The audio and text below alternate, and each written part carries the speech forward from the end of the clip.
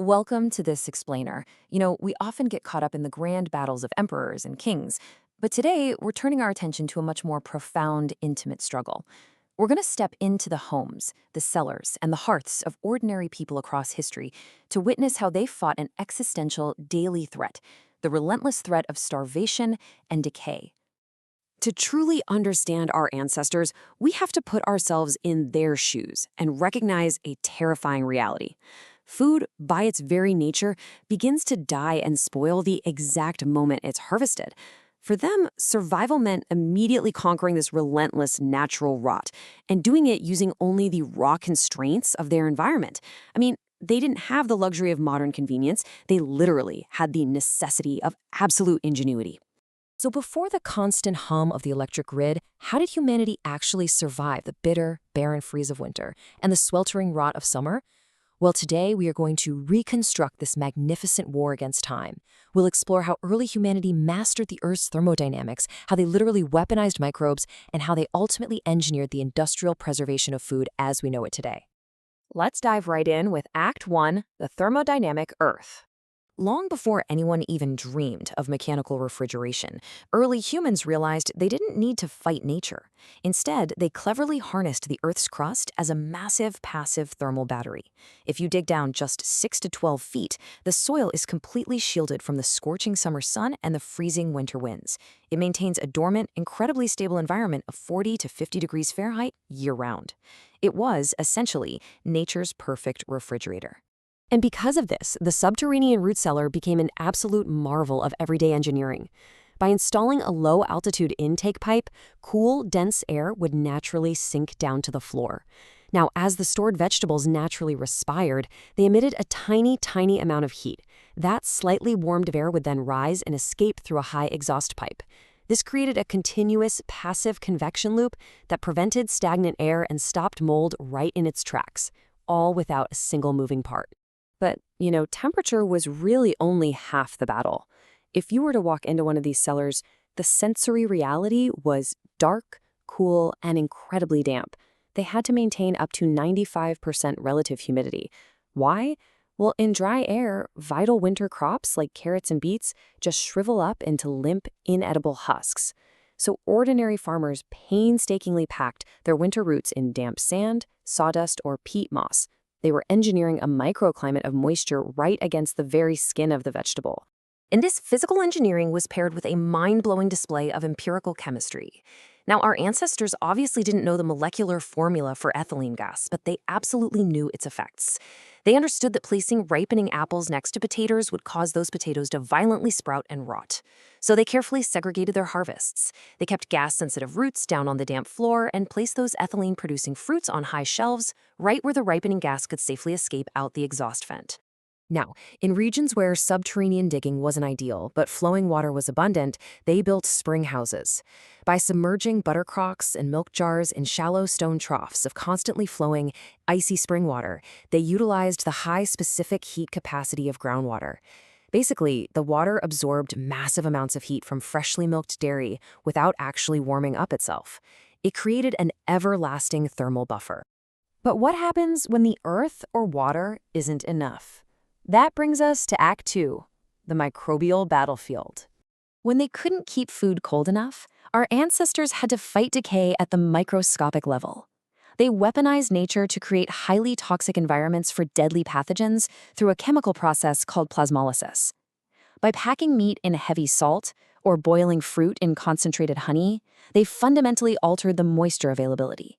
They were literally pulling the water out of the cells of harmful bacteria, leaving them desiccated, dormant, and dead.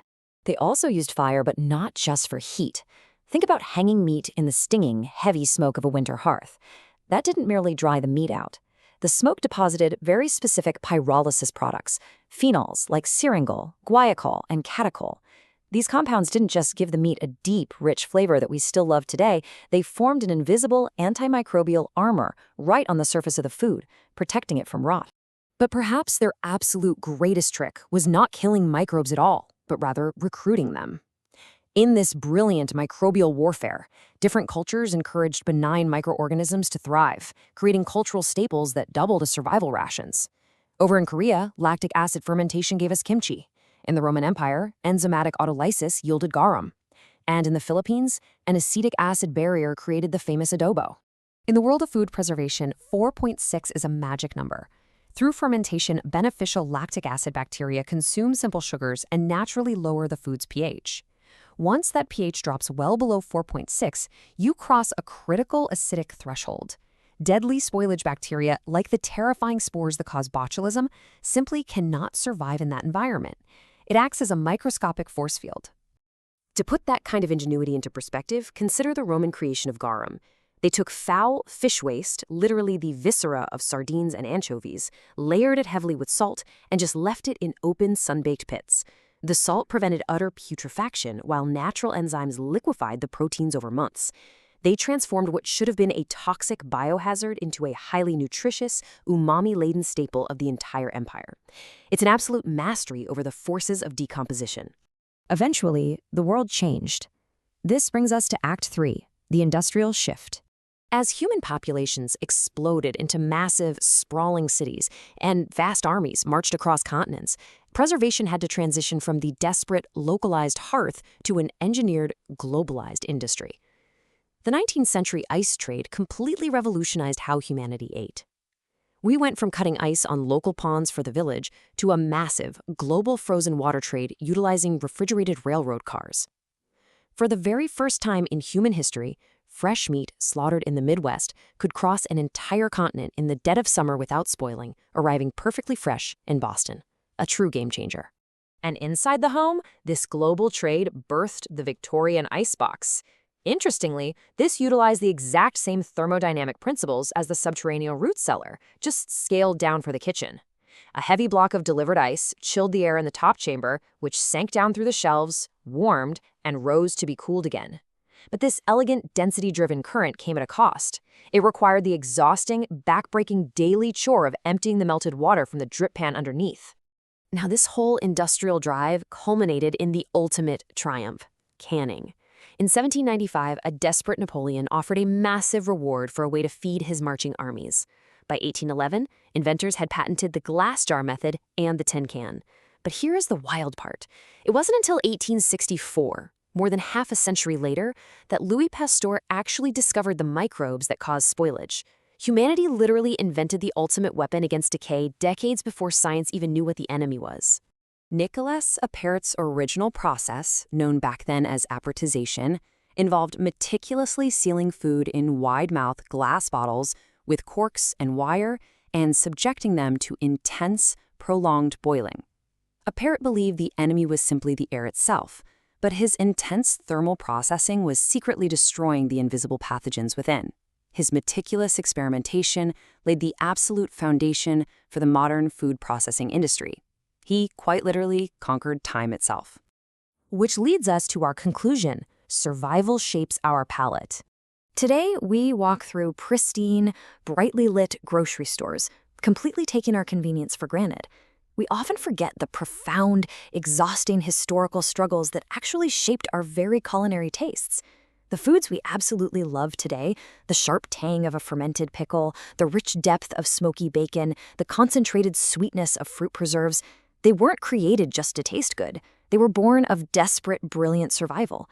These culturally defining foods persist today not because we still need them to survive the winter, but because this legacy of preservation has indelibly, permanently shaped human culture and our appetite. So I want to leave you with this final provocative thought. The next time you open your modern refrigerator or look into your pantry, are you seeing mere appliances and groceries? Or are you looking at the magnificent remnants of humanity's ancient, hard-fought war against time? As this explainer comes to a close, I hope you leave with a much deeper understanding of how the ordinary people of the past engineered their survival, one preserved harvest at a time. Thanks for joining me on this journey.